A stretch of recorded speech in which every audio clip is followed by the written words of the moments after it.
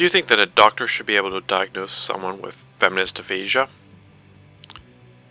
This would be a transient impairment in the ability to apply basic logic and mathematics whenever you're thinking about gender issues. How does a woman have sex like a man? Who seriously thinks that this makes sense? I want to address this one example among many of this nearsighted, cross-eyed feminist aphasia. No man is an island. So this whole have sex like a man thing started when Ana Kasparian was talking about MGTOW, and she claimed that MGTOW is caused by feminism because women now think that they can have sex like a man, which means that men now lack the sexual incentive to get married.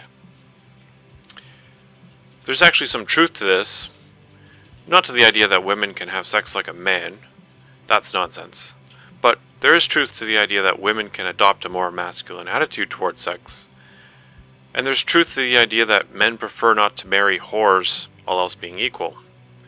And there's truth to the idea that men have less incentive to get married if sex is not being made conditional on marriage. But there's something incoherent about this idea that men and women have sex differently. Ana Kasparian has picked up on this incoherent idea and ran with it. Unbeknownst to her, apparently, Ana Kasparian has shown exactly what's wrong with this idea that women can have sex like a man when she says, like, yeah man, dudes get to whore around as much as they want. And when she says that she wants to be able to have as much sex as she wants to have, just like a man can, Ana is coming from a feminist perspective, specifically a sex-positive feminist perspective. I think that Ana Kasparian might be afflicted with feminist aphasia. Although Ana Kasparian strongly disagrees with Ana Kasparian for blaming women and shaming women for acting like whores, and I don't even think you can call it really blaming or shaming women, when all she's doing is saying that women are not disciplining and controlling their men as much as they should be. But whatever. Anyways, Ana Kasparian says that she's happy about how Ana Kasparian has, quote, acknowledged this apparent fact that women really are shortchanged relative to men. And she says that women should be allowed to have as much sex as they want to have, just like how men are allowed to have as much sex as they want to have. So let's get some more equality for women here, and good for Ana Kasparian for acknowledging this fact. It's just not fair. Is it, Kasparian? Not so fast there, Kasparian. No man is an island. And what follows from that is that the average woman is really no different from the average man in certain respects. To illustrate this idea, I think it would be best to construct a fictional island with 10 men and 10 women on it as a model of society. If you have good mathematical intuition, then this is really not necessary. But for any woman who's jealous of men and all the great sex that men get to have that women don't, you can test this idea out for yourself. To keep it simple, let's just assume that everyone on the island is heterosexual and in their mid-20s.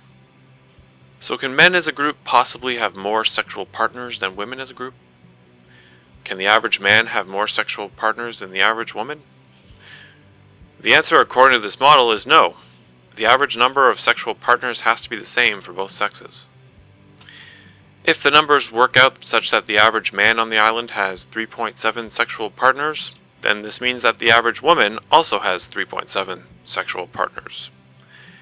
And if you don't want to take my word for it, then you can feel free to connect men and women on the island in sexual relationships, and then do the math and observe yourself.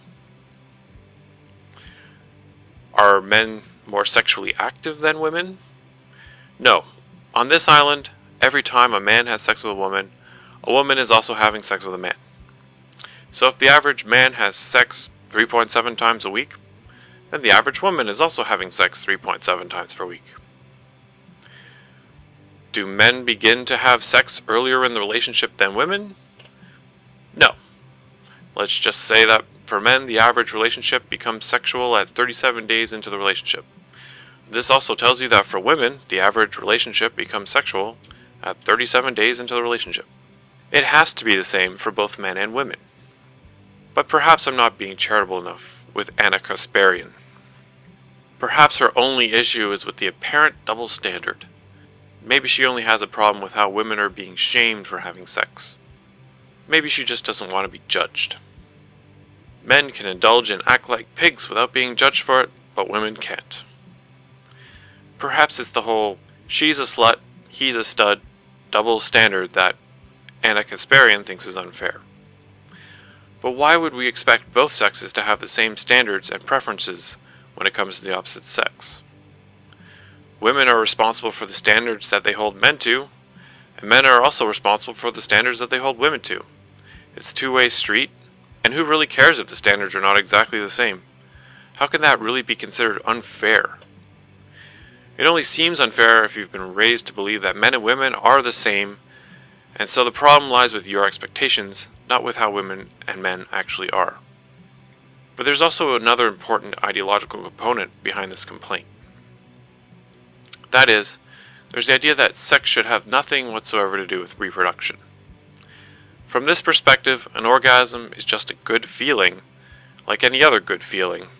It's just good. And a hand job is just like a handshake. All it does is promote friendship, caring, and sharing.